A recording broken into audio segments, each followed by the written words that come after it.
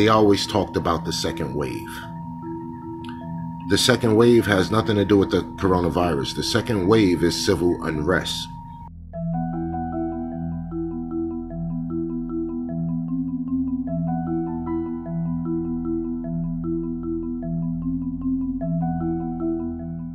Obviously, you've seen protests, riots, and vandalizing in many major cities across the country over the last couple of days, and recently the CNN building in Atlanta got vandalized. Rapper Killer Mike has some interesting words for CNN. Ted did a great thing. I love CNN, I love Cartoon Network, but I'd like to say to CNN right now, karma's a mother. Stop feeding fear and anger every day. Stop making people feel so fearful. Give them hope. I'm glad they only took down a sign and defaced a building and they're not killing human beings like that policeman did. I mean, he totally nailed it. Fear, fear, fear, fear, fear. That's all you hear on the mainstream media. They're always scaring people. They're always dividing. They're always acting like they have the moral high ground, and then they send you the commercials where they're selling you whatever degenerate product, pharmacy pill, or lawyer to sell another pharmacy product that they used to sell 10 years ago. A lot of y'all don't know how things work, okay? And a lot of y'all don't understand when you're being set up. We are being set up for a big fucking fight. And I'll put it to you like this. They always talked about the second wave.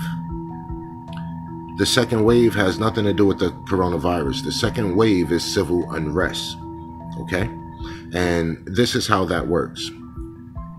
When you have people out there peaceful protesting, the opposing factor, meaning the people that want to start some, they'll have some people implement themselves within the protest. Hey, what y'all doing this for? Those are the ones that you see busting the windows and starting the fires.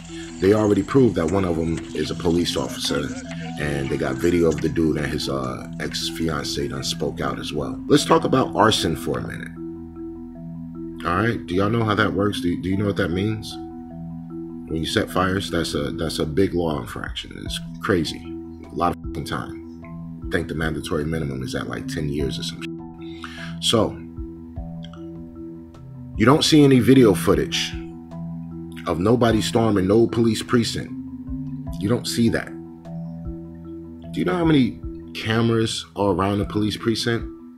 In the front, at the beginning, on the sides, in the back of the buildings. There's no video footage of that. Trust me, if it did, that should be all over the news. All over the news. Only thing they're showing you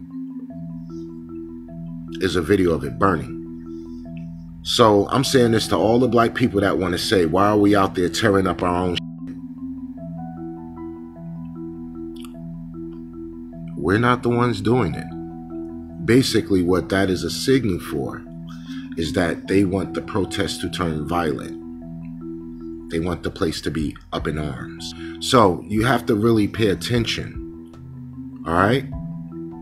Now, out of all the rioting, just all of a sudden, CNN leaves a camera there and the black guy gets arrested on camera and his old crew. That don't look staged to you? I've been on a lot of Hollywood movie sets, a lot. I've been in this business a long time, and I've seen a lot of... I've only been a lobbyist for the past 2 years, but I've seen a lot of there too. So, what I'm going to employ to you to do is pay attention. I just want to forewarn y'all or something, if none of you guys have even paid attention to this. This is not just happening here in Atlanta. It's happening in half of America. Confirmed as of this morning, there's over 30 states that are on fire in protest. So that tells you two things. One, whoever put this plan together is very, very well thought out, and they are funded out that. To be able to move that many amount of people between states like that takes a lot of money. A lot. Pay attention. Think. For the rest of you that are not going to be protesting and things like that, please do not take this time to bash those that are out there standing up for rights that you should have. Please don't. Please don't demotivate the people that's willing to put their lives on the line for your right just to exist.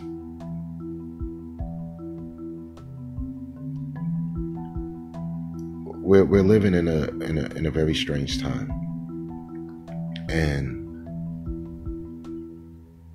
be resilient and pay attention to what I'm about to say.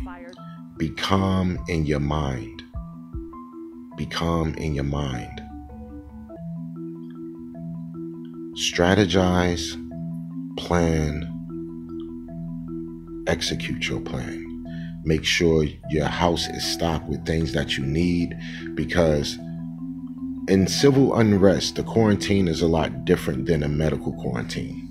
In civil unrest, there's force that's used. It's not like medical quarantine and please, ma'am, go back in the house.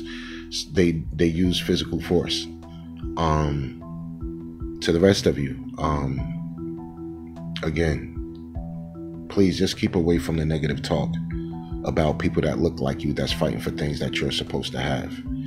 And if you are a person that already have some things and you don't understand what they're fighting for, just imagine yourself if you didn't have those things. That's about as simple as I can make it.